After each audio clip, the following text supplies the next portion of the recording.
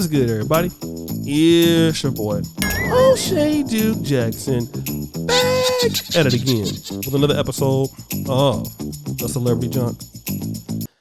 Guys, this whole transgender debate has been getting out of hand ever since Just Hilarious and T.S. Madison kicked it off. Of course, after that, what we saw was Tasha K getting into that beef. And now other people have weighed in on it. Now, this particular individual is trying to tell real women, or cis women, okay, however you want to consider it, that, you know, transgender women and cis women need to come together. Let me play this particular clip. And if y'all stop being so simple and so much insecure, the power between trans women and cisgender women and the power of both of us, it would show the world what a real woman is and what real womanhood is. And this is the perfect time for me to say, this is the perfect time to say this. As I was transitioning, I never gave a pronouns. Like, I remember, like, as I was transitioning, you know, you run into this era, like, when you really, really give a about how people identify you or how people give you your pronouns. I only started being really big on my pronouns when I realized people were misgendering me out of disrespect. Because when you are a grown man, or when you are a boy, when you're a gay boy, it's like, yes, Miss Thing, yes, girl, you so silly. But you start to physically look like a woman and you're starting to evolve as a woman and carry yourself like a woman, move like a woman, maneuver like a woman, live like a woman. That's when those pronouns start to be she, like all that slick shit. I'm a woman. Because that type of shit never moved because I am who I am. But when you realize people are only doing it out of spite, and when you realize people who don't know you are calling you ma'am, that's when you get into the place where you make people, bitch, I'm a woman. And my pronouns are she, her, and hers. Nobody give a no motherfucking title. I'm looking for happiness. I want stability. I want peace. I want love in my life. Nobody give a no gender. When I walk through these streets, these men don't see my penis, and that's the only thing that makes you whole and I'm trans. There's a lot of women with deep voices, and there's a lot of running around here with a lot of y'all grandmamas and mamas got mustaches and beards. Let's be clear, there was an article going around today. A 59-year-old woman was killed because they thought she was trans. They think Just Hilarious is trans. Now, guys, I'm going to play another clip of a transgender on the other side that's telling women to speak up for themselves.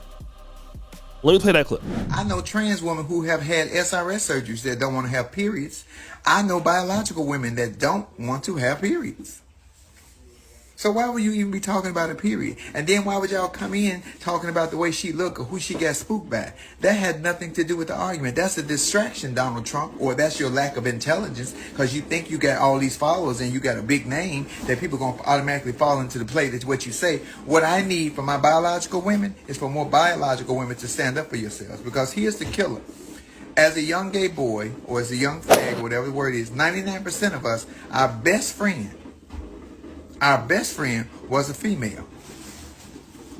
Our best friend was a female. Then we found our transism and our gayism, and now we better than them. Y'all better pay attention. Your best friend was always a biological girl. Oh, but now you better. Girl, sit your dumb ass down.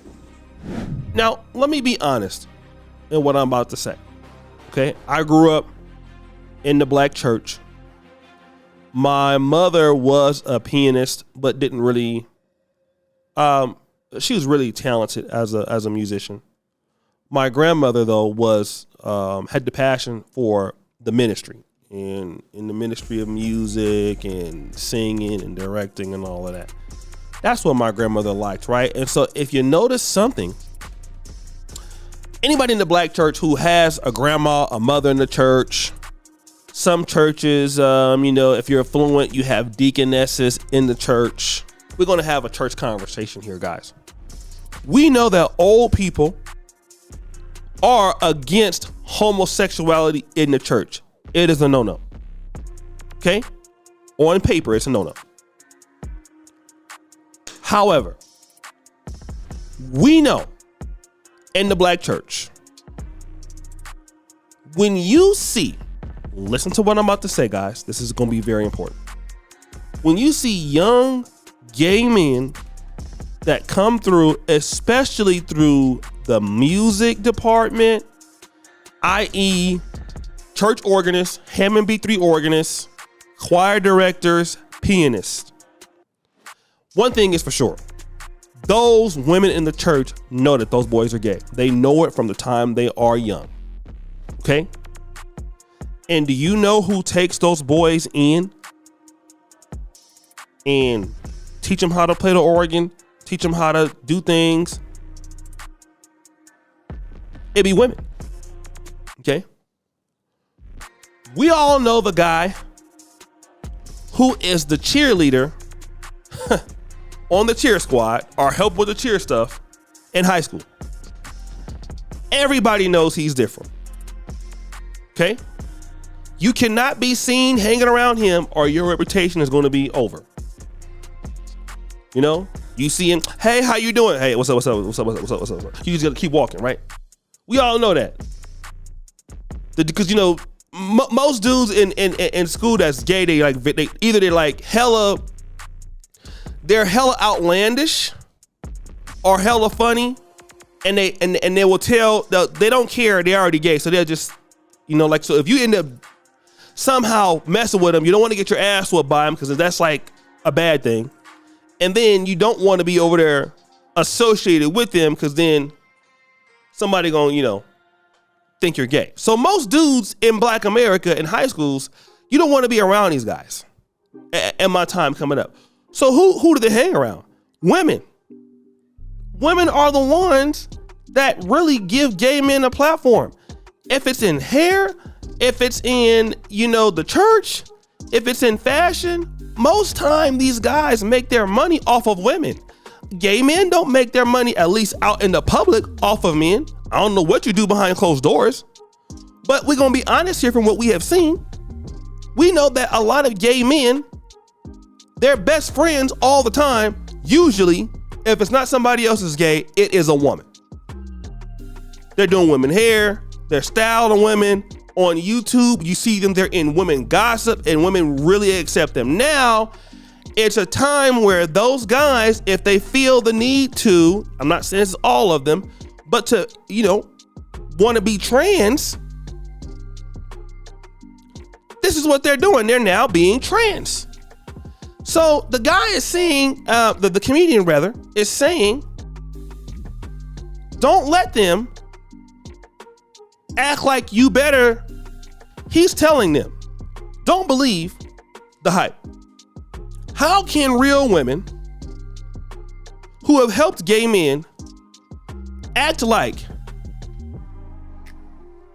they are now less than trans women, when in fact, before all this transgender stuff was out there, y'all was out there getting a help up from them? It's almost the same argument if you want to use it, and I don't mean to put our people down anyway, but it's the same argument that we use when we talk about, you know, us as some of the people that's first here and everybody else being an immigrant disrespecting African Americans, whether it's, you know, continental Africans, Caribbeans, other groups, Russians, whoever else. How can you disrespect us who laid the foundation for you to be here? That's our argument in the same way. The same thing what women are saying is, we are the ones that gave you a platform. We were your first friends. Nobody liked you guys like that. Or when you were being discriminated against, we were your only supporters. We were your friends. We were your people in your family you confided in. Now you can get trans operations, and now you feel that you're better than us. And he makes a great value point. I don't know what the first person is talking about.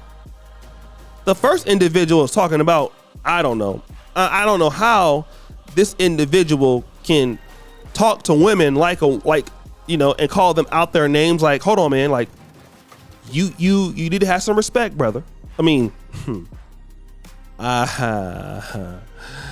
need to have some respect, okay? You need to have some respect. First of all, that's like me going and telling a woman what she should and shouldn't become as a genetic woman. Like, you know, it's a difference when you're talking about the relationship with men. That's something else. But, you know, what they're talking about ain't got nothing to do with men. And in the second person is right on point. Right on point. 100%. Who do you think you are? And I have seen that. I never thought about it like that. But man, when I was thinking about it, I thought about the church home. Most everybody got tutored in the black church that was a guy that we knew that was gay. Everybody that I knew that was gay in the black church that was a man got a lot of boost from black women, older black women, they sing on the choir, all that stuff. Same thing. In any industry, you want to think about fashion, dance, and all of that, all women friends. Now all of a sudden y'all better than them. They make a point. So guys, what do you think? It's your boy O'Shea Duke Jackson back at it again with another episode of The Celebrity Junk. I appreciate you for all you do. Herbie the Bell. We're out.